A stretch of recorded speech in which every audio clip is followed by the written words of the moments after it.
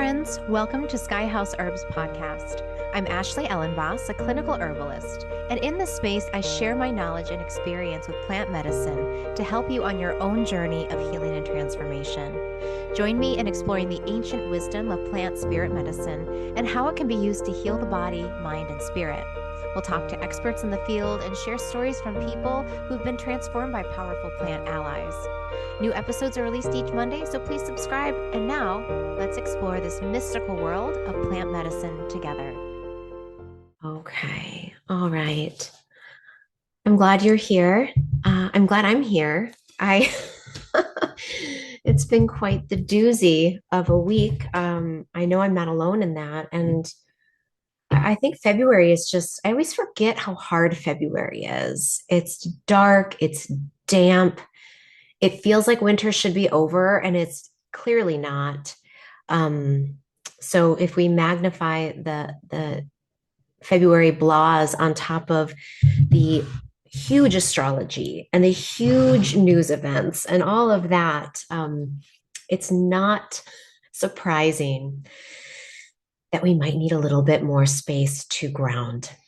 So that is my intention for these Gentle Fridays, is to create a container of an hour space where we can regulate our nervous systems together. And this can be done through seeing one another, being together, breathing together. So a little rundown of how this will look, if you haven't been to a Gentle Friday before, is we'll do a little bit of a quiet centering, get into our bodies, feel our bodies. After we do our centering, I'll open up the chat and I'll have everybody say their name. Well, your name will be there, but if you could just share 3 words that describe what you're bringing to the circle today. And it can be all the wonderful things. It can be all the challenging things, but I want them to be honest things. And if it takes you a little while to feel into what they are, that's okay too. Take your time. There's no rush. And then what we'll do is we'll talk through, we'll read the list together and just see what are we experiencing in this moment together as a community? How do we hold it together? Then I will read a passage from one of my favorite books called Consolations. And then we'll do some reflecting, sharing, and brainstorming of self-care practices that are helpful and relevant to our lives right now. Okay, then we'll close with reading a plant spirit card. I'll pull a card from one of my favorite decks, and we'll see what the oracle has to say for us in terms of maybe a plant ally we can work with, a medicine, or even just plant symbolism that might help us get some clarity in moving forward in the week ahead. All right, so first I will open up the chat because it's just nice to see everyone. Okay, so the chat is now open. And now let's do a little centering. So if you would join me, if you're able to close your eyes, please do. If you're driving, please don't. Let your eyes just come to a soft place and take a moment to let your body settle into your seat. Give the weight of your body to the chair, bench, floor, wherever it is you are. With each exhalation, let your body grow a little bit heavier, a little more rooted.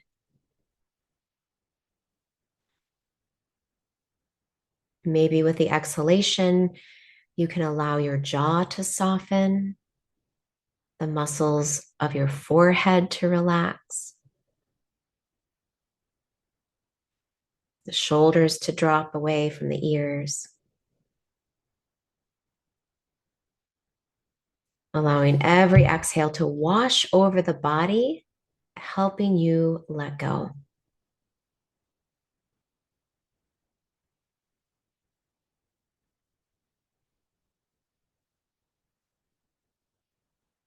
And notice that coupled with the exhalation is the inhalation.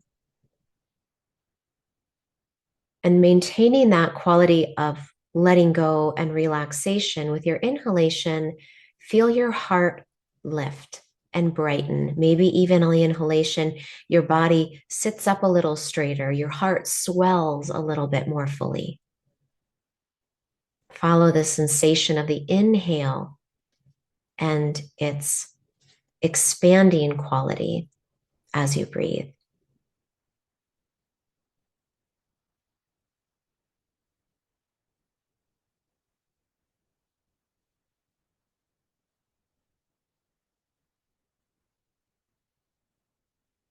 And now you can simply let your body breathe and be, and we'll sit together in this silence for about 2 minutes. There's nothing to do, nowhere to go. Let yourself be still and observant.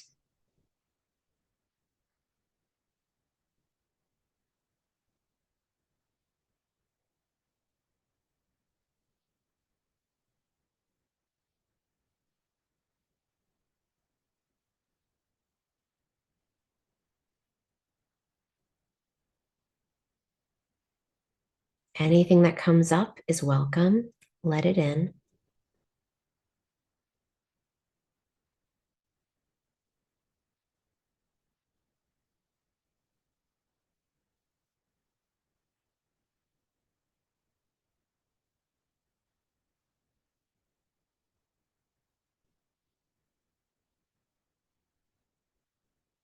Allow your body and mind to be a guest house.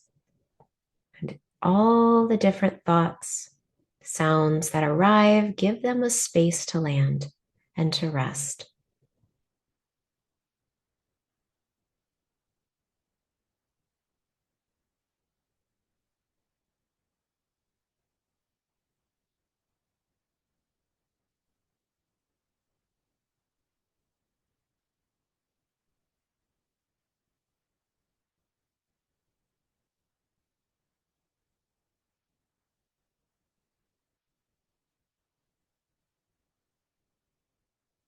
You're doing a great job.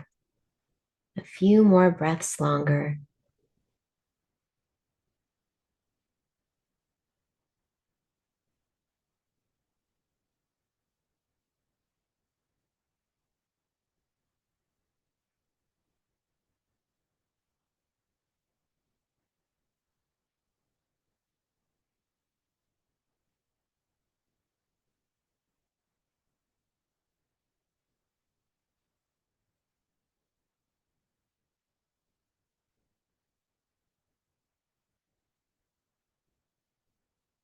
And then let's take a deep breath in and a deep breath out. Blink your eyes open. Let's take a stretch any direction your body wants. Shake if that feels good. Nice. All right, friends. So I would love to hear in the chat box, how are you? What are you bringing to this moment? Maybe something that came up when you were doing your sit, maybe just something that's been on your mind today. So let's try to focus on either three words or kind of like three compartments. Okay. And we'll give ourselves some space to think and type. Okay.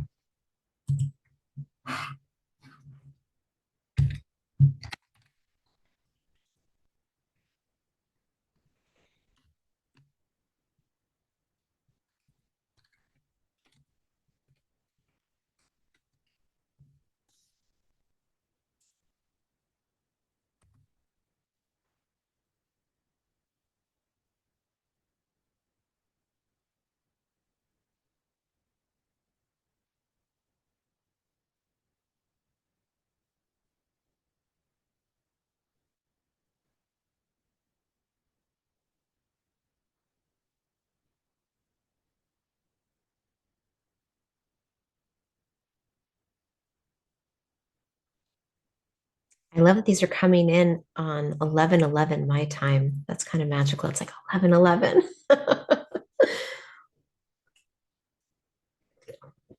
Cheryl saw that too. Yeah.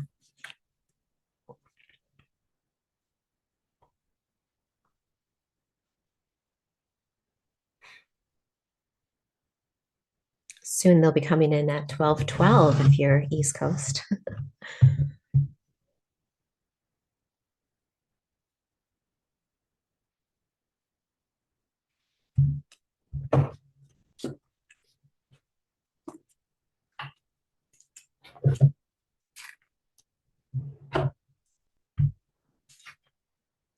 right. So I'll start reading through. If you're still writing and reflecting, please take your time. So let's do that a lot in the next hour. Big, deep breaths, big sighs, groans are totally understandable. All of those sounds, they're really good for helping our body release stress, like dogs when they play and then they shake really hard to reset their nervous system. Humans shake and shudder, but we also take deep sighs and deep breaths and deep yawns. So if you feel like it's starting to rise up in you, please allow your body to take that deep resetting breath. Okay, so let's see. We are feeling shine, light, and peace, fragile, tired, melancholic, sad, anxious, thankful, tired, evolution, transformation, hopeful. That's a lot of work. That evolution transformation, definitely the closing of the year of the snake. I don't know if you all are feeling that, but that has been so acute this year. I don't often feel the changes in the Chinese astrology as much as I have this year. So that shedding, the final shed, feels like it's underway collectively right now, big time. Tamina is feeling stress. Oh, presence, support, curiosity, letting go into new patterns. There's that snake theme, right? Recovering, healing, grateful. Oh, I like seeing the gratitude. Yeah. Exhaustion, grateful, hopeful. Release, refreshed, full of light. Thank you, Joyous. Self care. Good. Yeah. Yeah. We'll share more of that today. Tenderness, chaos, and frustration. Yeah. And the chaos makes us feel tender. I am so tender right now. I am just on the brink of tears and being a puddle on the floor and going back to bed. And at the same time, I want to deep clean the house and clear the fridge. Yeah, all of that. Miriam is saying, first time here, currently seeking clarity, gentle release, feeling gratitude. Well, welcome, Miriam. Glad you're here with us. Yeah, seeking clarity. And again, this February moment in the calendar year, every February, there's a similar feel, even if we live in Arizona. Or Florida. Here in Minnesota, it's very February because we just had another big snow, but February is the month of stagnation.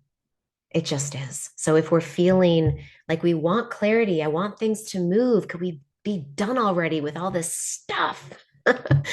um, no, no, you're not. You can't. I'm sorry. That is the answer from February.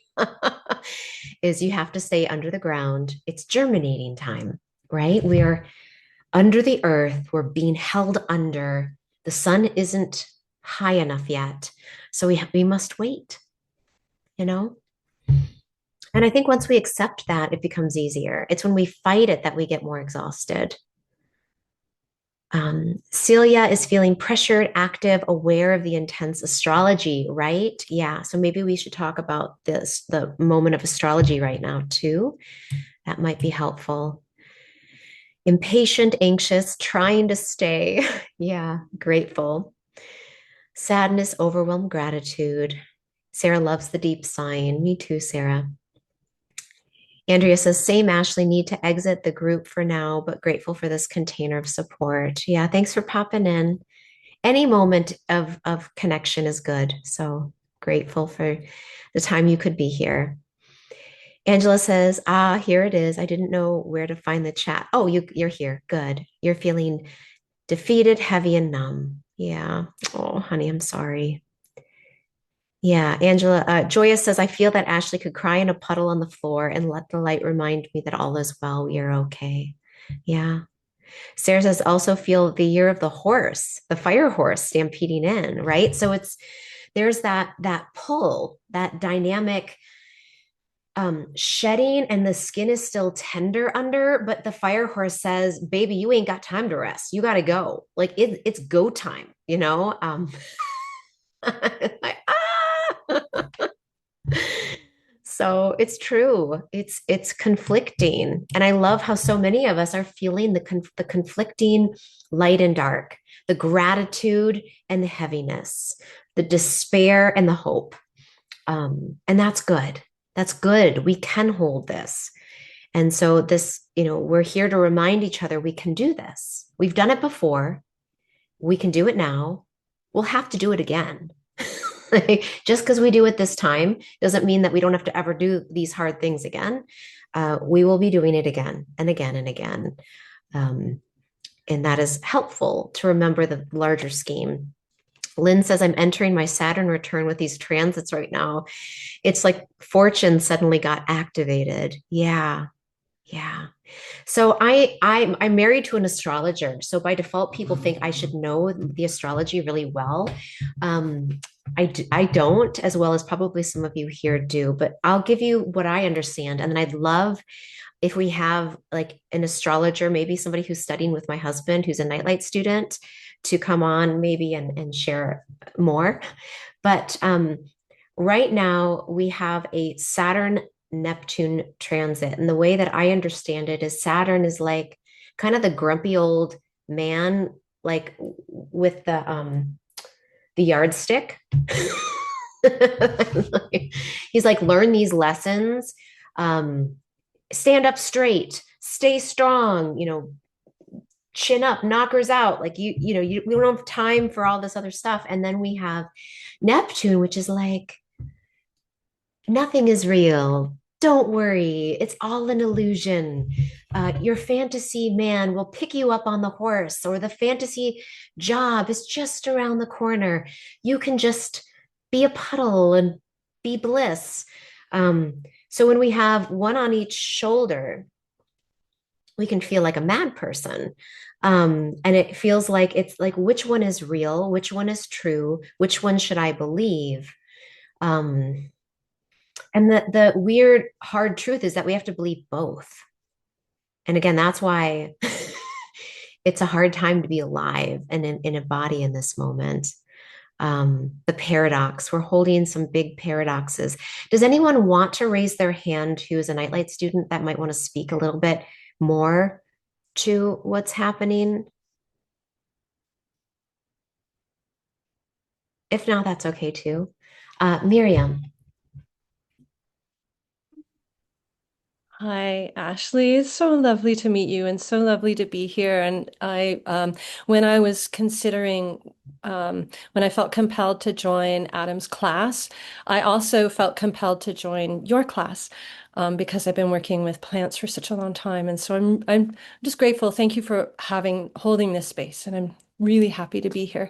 And I have so much still to learn about astrology, but one of the things that I discovered the other day, I'm like a baby reader. I've just begun reading charts, and I had a really challenging one.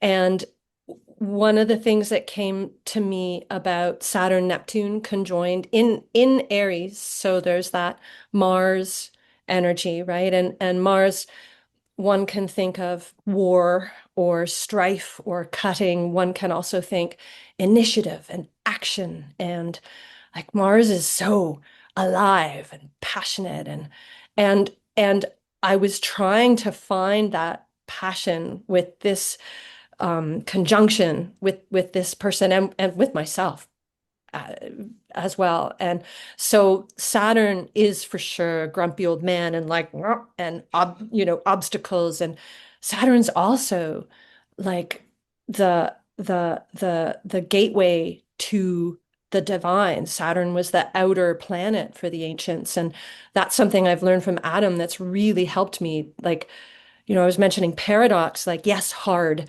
yes, obstacles, yes, yes.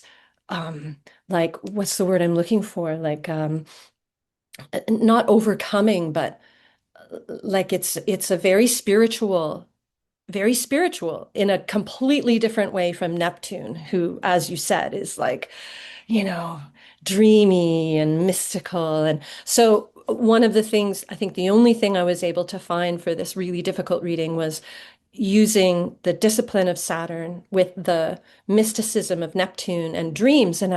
So I immediately was like, well, what about your dreams? Do you remember your dreams? And the person was like, sometimes, not really. And I was like, well, a dream journal is going to maybe help you find a way to seek these answers, because I think this person was seeking answers about what to do. And I was like, I can't give you answers about what to do, but you can through maybe a dream journal, or finding like discipline can be such a beautiful teacher.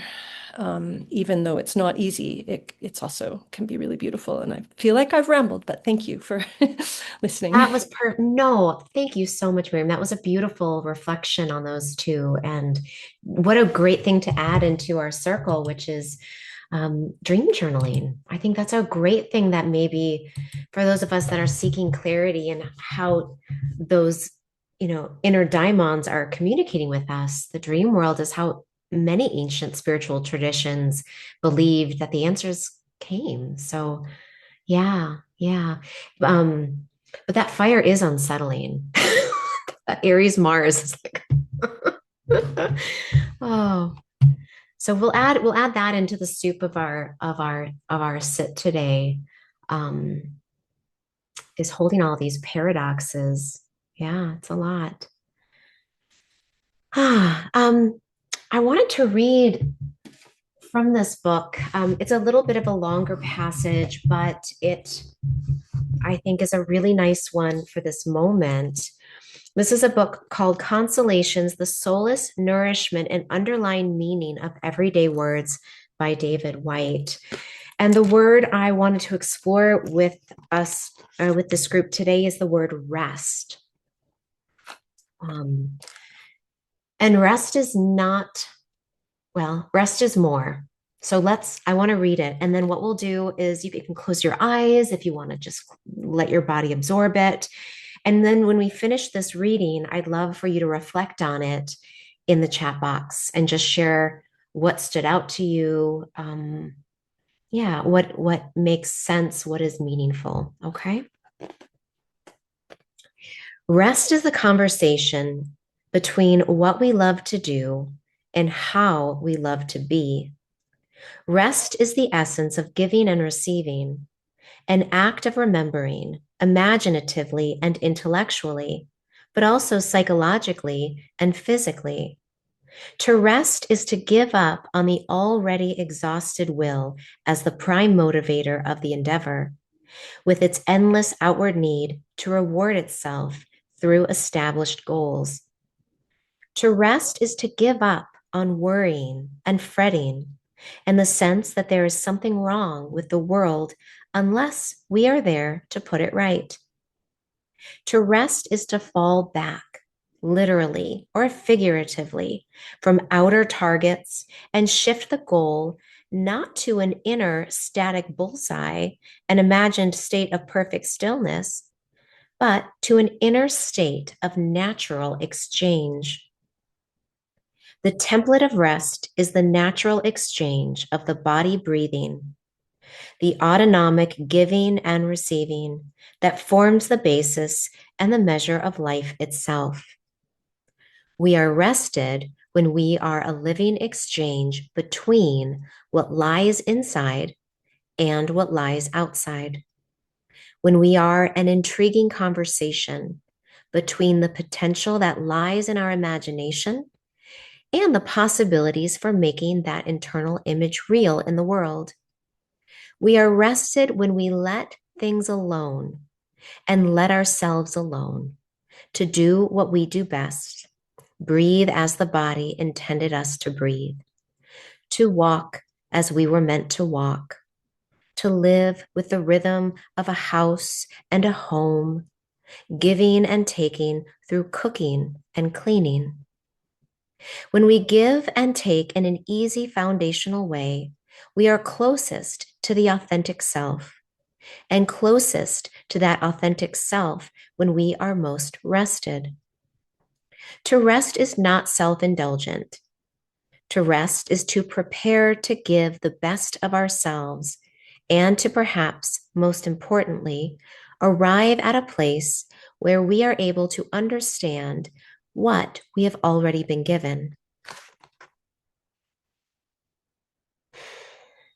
In the first state of rest is the sense of stopping, of giving up on what we have been doing or how we have been being.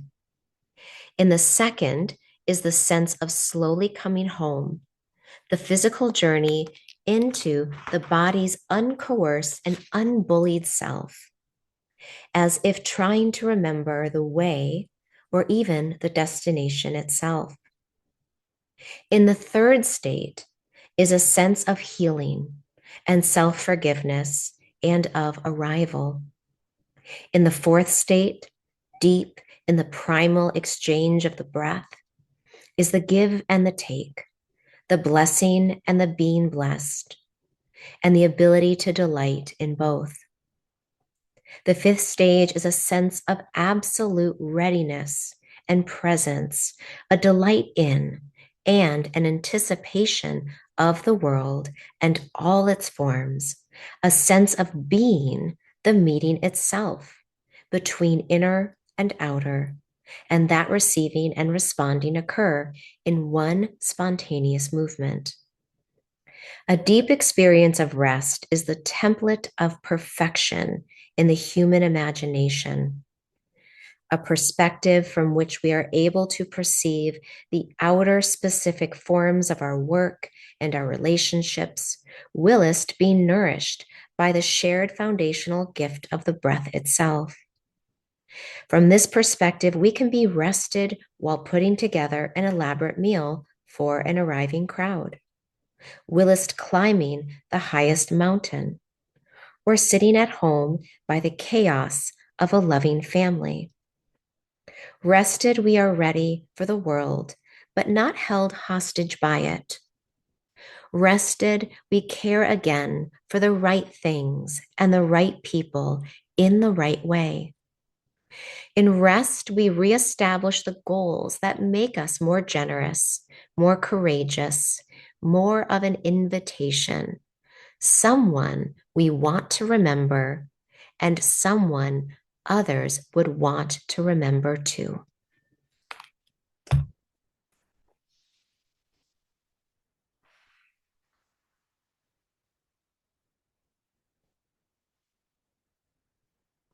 I am so nourished by reading that aloud to you. Like we're gathered around a fire and a hearth. We're all sipping tea on sheepskin or woolen rugs and maybe getting ready for a deep night of sleep under the stars. That is how I experienced reading that to you all. So I hope you were able to receive and imagine yourself receiving in that reflection on rest. So I will share the book again. It's called Consolations by David White. He is a very wise Irishman, maybe Scottish. I apologize that I don't remember. One of those ancient cultures. um, and it's full of great words and reflections. So I would love to hear from you all. You can raise your hand if you'd like to share verbally, if you want to write in the comments section. What touched you in hearing that reflection on rest? Catherine.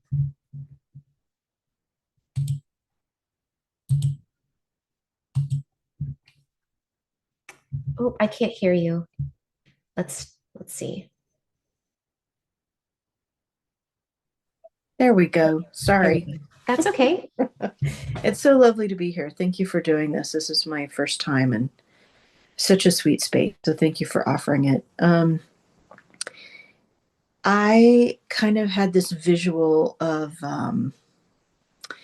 you know, how we set our patio furniture out and it's nice and it's arranged the way we like it until a big windstorm comes through and we realize that it's not actually anchored down the way it's not actually heavy enough.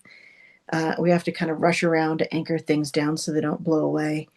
And I feel like these times, just in general, um, are calling me. So I don't know, at some point in the last couple of days, I'm not a student of Adams, but he said in one of his daily talks recently that grounded boundaries don't need to be defended, they just are. Something like that. I'm paraphrasing. Mm. Um, and I realize that these times are really calling me to notice the ways in which um, I have just treated my boundaries like lawn furniture. Like I have set them and assumed that they are solid and grounded enough to sustain any kind of windstorm. And I'm finding out which ones are and which ones are not. I'm having to like scramble and like tie things down. Um, and you know, there's a sense of really wanting to be able to rest in those and to rest into my boundaries, but at the same time being knocked around by all of this chaos. And what I really heard in this reading and felt from this reading was um, that maybe it's not just these times, but that's the way of life. And that in making sure that my boundaries are grounded, then that provides more opportunity for me to rest when there's so much chaos swirling around me. I love This that. so sort of long-winded, but thank you for No, it was perfect. And yeah, it's like you can set the furniture there, but if you're not sitting in it and resting, it's not actually grounded. yes, thank you for that. Oh, thank you, Catherine. Yeah, thank you. Darcy. Thank you, Ashley, for holding space for us and providing the beautiful tapestry. As soon as you start talking, I start getting insights. So that's an amazing dynamic for me to experience with you, not knowing you. It's really amazing. So I'm coming out of working in corporate America for the last 18 years. Oh boy. And I've been a massage therapist for 35 of those years, of my years, etc. But what happened was I was suddenly removed by breaking my wrist and having nerve damage, and then revved up to do another round of fire because I was feeling it coming on, and then broke my upper arm and didn't want to be on the planet. So, Walk for Peace pulled me through, tapped deeper into my roots of discipline, and then onboarding more self-care and more self-love that I can be first. I don't have to be serving all the time. And so the big inner peace for me, having a ton of Scorpio in my chart and Moon in Capricorn, I'm like, I got this, I got this, I got this my whole life. And at 67, I'm having to learn to let go of control. Mm. And that's the huge thing about this transit is letting go of control. And what I realized when you were talking, when you were reading, is that I'm not going to experience that flow that I want. I have all these polarities in my chart unless I let go of control. So the give and take for me, the precursor of that is to let go of control, rebuild my trust in myself, love myself, and know that I've got this. Mm. And fully being supported by the people that are showing up to say, okay, let's take it to the next level gently with care and love and hold our values true. So I just thank you so much for you and Adam. Amazing. I've been listening to Adam for 10 years at least, every morning almost. So yeah, I'm in the background. I'm not an active student, but I just so appreciate you and I want to thank you so much. Thank you, Darcy. That was beautiful. Yeah, I love that. The tenderly, right? That Yeah. holding it tenderly. So Yeah. Thank Yeah. you. Amanda. I loved that reading. Um, I I had put in the chat box that I've been feeling impatient, and so much of it has come from doing the silent sitting practice with Adam in the mornings, and I was kind of reminded of it in I've been trying to intersperse some sitting throughout the day, and it really was bringing out to me so many times that I'm an impatient. I'm another cat moon, but I've got a little Under the conglomeration of it, weight. and that impatience that I should always be doing something. That if I'm not being productive, then what am I bothering with? And one of the mornings before the silent sitting, Adam kind of said something about this, it's practicing giving yourself the space between the stimulus and the response. Um, and I thought that, I try to remind myself of that, but that impatience and that drive to be doing still comes up. And what stood out to me in the part about rest, there was the phrase the body's uncoerced and unbullied self, and then being ready for the world but not held hostage by it.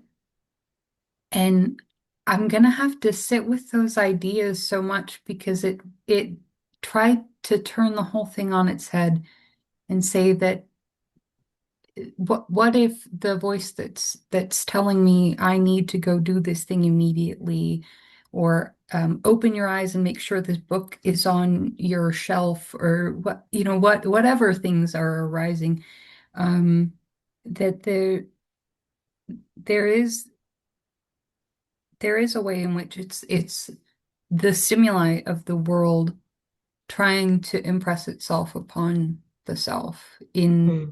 maybe bullying is a strong word, maybe holding hostage is a strong word, but that reframing, I think, is something that I'm really going to have to put some thought into. So thank you so much for sharing that. Of course. Thank you, Amanda. Yeah, those are some of the really powerful lines in that passage, aren't they? Yeah. Celia. Good to see you back, Celia.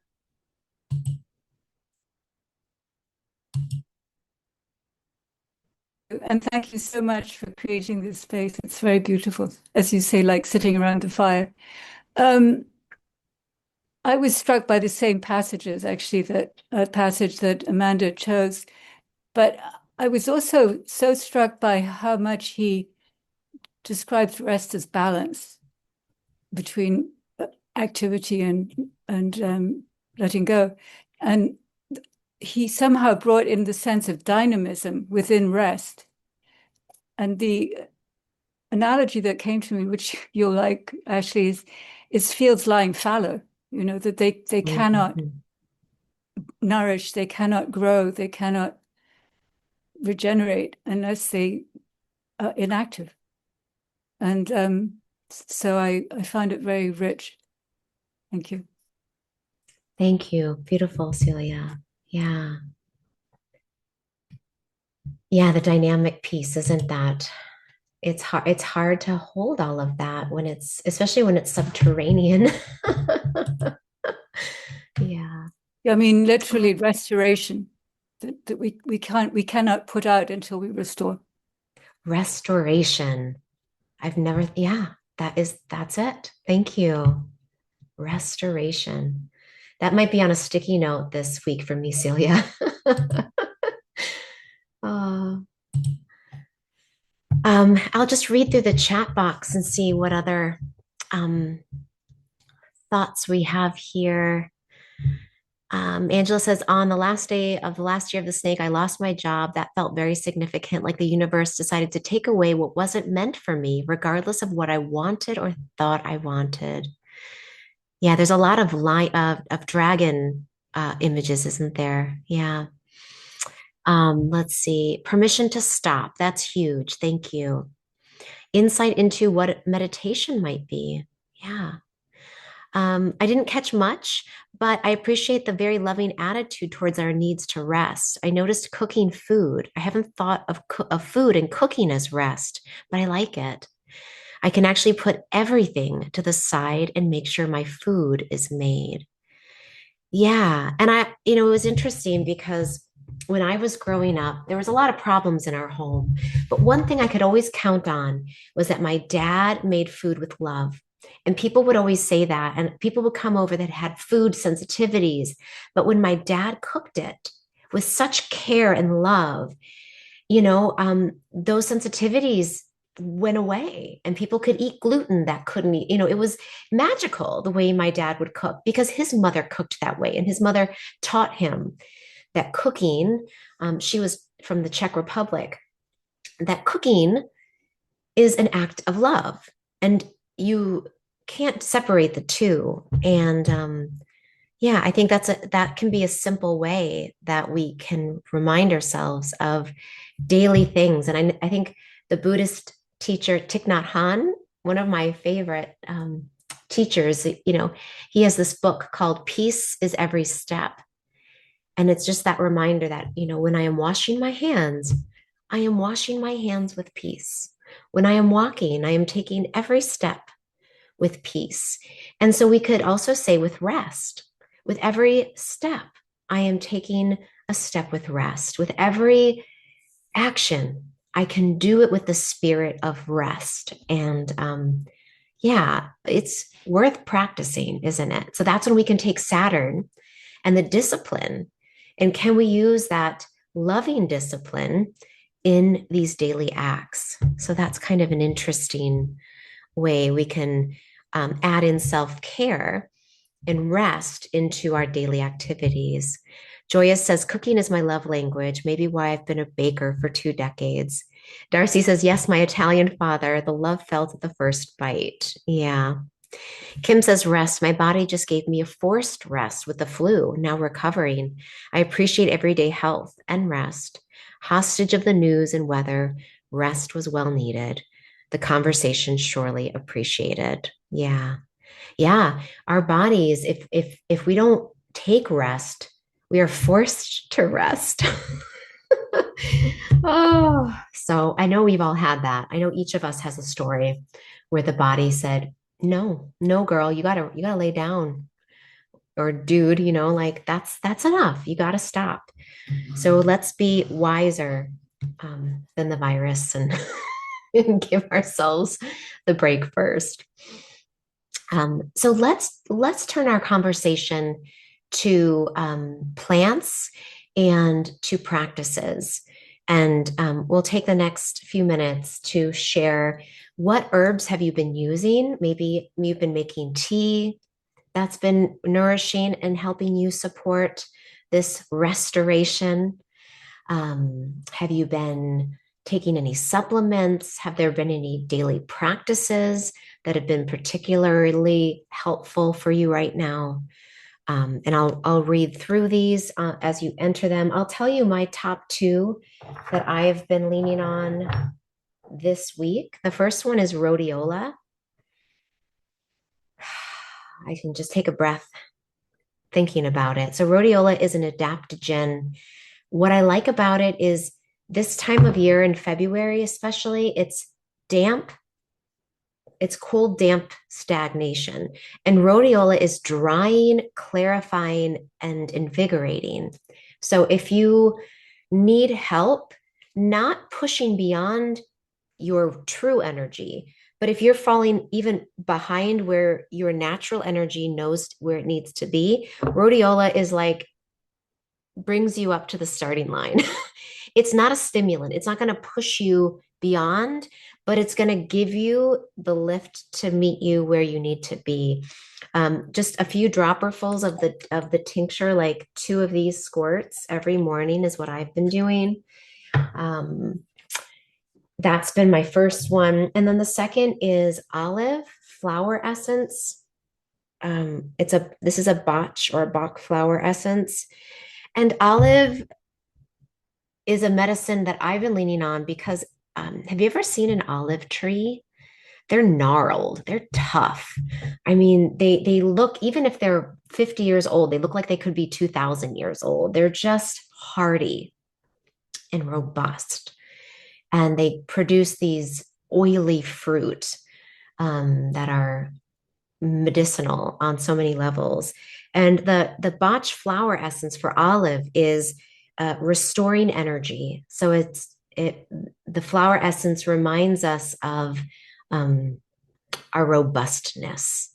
So if you're needing that, then you may want to consider taking this flower essence. I made the mistake of taking it at night because I thought maybe I'm like, it's a flower essence. It's gentle. It'll restore me while I sleep. No, it kept me up all night. And I typically, yeah, that was that was enough for me to understand this medicine is a powerful one that should be taken in the morning. And it's just 3 to 5 drops is all you need. Let's read in the comments. Um, Milk thistle. Darcy is mentioning lymph flow, exercise, post-surgical anesthesia clearing. Yeah. So milk thistle is so good for the liver, and it's a fatty seed. You know, it's the milk thistle seed, and you grind it. It's often made into a powder and then encapsulated. And yeah, it's a very fatty, thick, nourishing seed medicine. And we're in seed times. So getting our liver ready, which means letting go, as you said, Darcy. So we're cleansing, we're letting go, we're releasing, which is what the liver is helpful in letting us do. But at the same time, we're rebuilding and fortifying our liver for spring. And in the Chinese calendar, the liver energy is the energy of the springtime. It's the wood, it's the eyes. It's you know, it's that the sap rising in the tree. But if we don't have enough liver chi to start with, then we're going to be just like this. We're going to be frazzled in the spring. So I love milk thistle as a medicine. Tamina says, I've been using various bitters in my shrub drinks. Yeah, experimenting with making shrubs. Yeah, so shrubs are basically like fruit and herbs infused in like sugar or honey. And then you squeeze that out and then you add apple cider vinegar. That's how I make them, but it's basically apple cider vinegar and fruit and herbs. And it's really good for invigorating the spirits. Also good for the liver and cleansing, and a nice alternative to alcohol, which is nice. This time of year, alcohol is like, I can't even, the thought of drinking anything alcoholic right now, I've just, my body is like, no, thank you. No more, please. Let's see. Peppermint, Kim is recommending to help with clearing the airways. Yeah, taking I think the stagnation, what can we do to create clarity? I love peppermint for that, isn't it? It's so nice at clearing the eyes, the mind, clearing the airways. And in the passage on rest, did you notice how many times David White brought in the breath? So sometimes our breath can get stuck. It can get hitched, especially with grief. Our breath can get kind of stuck. So peppermint would be a great tea or an aromatic herb to use to keep that exchange going. Yeah. Cheryl says, I'm making my heart blooms tea for a group of people. It is my own recipe, ashwagandha tincture as well, 2 to 3 GTTs or drops 3 times a day, rhodiola, rosea, definitely for my physical health. Yeah. Yeah. I feel like rhodiola is like, it's definitely horse medicine, isn't it? It's endurance. It helps us with endurance. I'm glad that you're sharing so Cheryl's in our year 2 herbal apprenticeship course at Sky House. And so in the year 2 program, you have to make your own formulations. And in the first module, each student had to make their own custom formulation for their heart. So I love that you're taking that heart formulation and sharing it with a group of people. That's how the medicine goes, isn't it? We guinea pig ourselves and then we go, that helped. And then we can share it. We inhale first. Yeah. Catherine says, the botch flower remedies are at the core of my self-care process. I love them. Oh, good. Celia's drinking chaga mushroom, cooking with ginger and ginger tea. That's also very clarifying and moving for stagnation. Yeah. Cheryl says, I had the loveliest conversation with a dandelion who showed herself to me yesterday. So much love from the earth. Yeah, talk about resilience and boundaries. Dandelion is like, that is the anchored lawn furniture. Dandelion, it's like got that tap root. It's like, I'm here and put me in any situation and I will grow. Put me on any continent and I will grow, right? It's so solid. So that's a great medicine to remind us. And it's liver. It's a liver remedy too. So that anchored liver chi, so we can stand upright. Yeah. Yeah. So where to begin? Yeah, this is the overwhelm, right? So in this moment, if you're overwhelmed, welcome to the club. I don't have an answer. I'm in the sea with you all. But what my advice would be, if I had some to give, would be start with one. Start with one thing. What do you either have already in your cabinet? What speaks to you the loudest? What feels safe or familiar? Maybe start with that and do that first and then see what comes on from there. So maybe you start with a list. You can write down all of the great sharings and then say which one feels like I don't have to bully myself to do it. Maybe it's the peppermint because it's familiar, right? So that's how I would start. Okay. We're going to end our session today with a card pull from a deck that I've been using since I was in college, which was decades and decades ago. So this deck is like a very familiar friend. It's called, I'll share with you the deck. It's called The Flower Speaks. It's out of print, but you can find it on eBay. And it comes with this book. Please get the book because it's not very good without the book, by Marlene Rudinsky. Okay. And you don't need it. If you have your own deck, it's enough. So let's close our eyes. Let's take some breaths together. Let's put our intentions into my hands and into this deck to guide us to one card that will speak to us collectively, that will give us insight into what is needed. One card that will give us insight into what is collectively needed in this moment, just for this week. Just for this week ahead.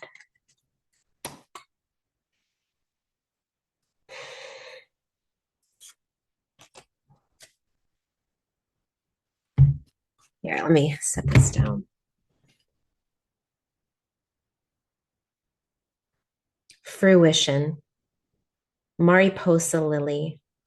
It's a full moon. It's the playful otters. Do you see the otters down below? My camera's like, if it's not a face, I don't want to behave. Let's see, guys. Give me a sec. That's pretty good. Okay, we'll just call it this. So it's a woman breastfeeding a child, full moon below her. There's a lot of symbols of fullness, isn't there? Yeah, and maturation, but the otter is playfulness. So let's read. It's number 26 in this deck, and 26 matters. 26 is an 8 card. So I'll read you the poem, and then I'll read you the meaning.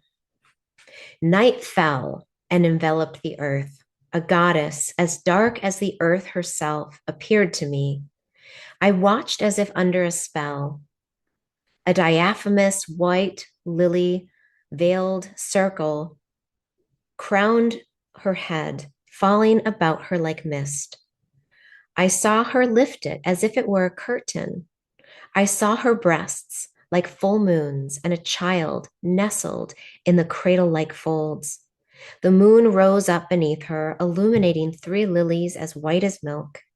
And in my heart, I felt the woman's smile. And within that smile, a feeling of all encompassing love surged within me. Child of the earth, and I knew she spoke to me. I am the wisdom of the earth who draws the milk of the moon to nourish you. Long ago, I have been called by those who knew me, then Ceres, goddess of the earth. Look for me when the moon is full. Know that it is I, your earth mother, who nurtures your every desire. So this is the card of mothering, nurturing, and unconditional love. It is assigned to the watery Cancer because of its nurturing qualities. In a reading, it shows up, it might describe your mother or someone whose nurturing abilities and unconditional love are finding an active outlet for expression. Perhaps you are the mother giving birth to a new life. Mariposa lily signifies a time when emotions relating to early childhood and nurturing are coming to the surface for healing and understanding. You may be feeling loved and cared for and discovering positive ways to better meet your needs or those of another. So that matches very well with rest, doesn't it? Doesn't this piggyback on rest? So how do we mother ourselves? How do we nurture ourselves? How do we nurture others? And mothers give nourishment and food. Mothers are the soft breast that we lay our head on. And it is also a call to the earth itself to get outside. I mean, it's not that hard to feel loved and supported if we step outside the 4 walls that we're in. So I think this is a beautiful card to bring us into the week, isn't it? And I also am reminded of the moon journaling practice, that maybe in the light of the moon, we can also open ourselves to receive more instruction for what is next and what might be ahead. And we are right on the nose of noon or 12 my time. I'm going to end with a closing poem by Mary Oliver from her book Thirst. And this one is so beautiful. I picked it before we met, but of course it refers to something that we talked a lot about. I'm thinking of the lawn chairs. So this poem is called Heavy. That time I thought I could not get any closer to grief without dying. I went closer, and I did not die. Surely God had his hand in this, as well as friends. Still, I was bent, and my laughter, as the poet said, was nowhere to be found. Then said my friend Daniel, brave even among the lions, it is not the weight you carry, but how you carry it. Books, bricks, grief. It's all in the way you embrace it, balance it, carry it, when you cannot and would not put it down. So I went practicing. Have you noticed? Have you heard the laughter that comes now and again out of my startled mouth? How I linger to admire the things of this world that are kind and maybe also troubled. Roses in the wind, the sea geese on the steep waves, a love to which there is no reply. Love her. And I love you all. Thank you for being here in the circle of emotions, of feeling, of swirling everything. for listening to the power of rest. May we hold each other up. May we hold each other accountable in the days ahead. May we feel each other in all these deep sighs, these welcomed sighs. So I'm thinking of you all, holding you all closely in all of these takings away, all of these deep surrenders that were being, made to accept. And I hope to see you all again next week. Same place, same time, different events, different needs, and we'll bring ourselves here if it's helpful for you. And if not, I hope to see you again. As they say, merry meet, merry part, merry meet again. All right. These are being recorded, and if you want to listen again, they'll be posted on my YouTube page. And these Fridays will continue. So we'll meet again next week. Thanks, everyone.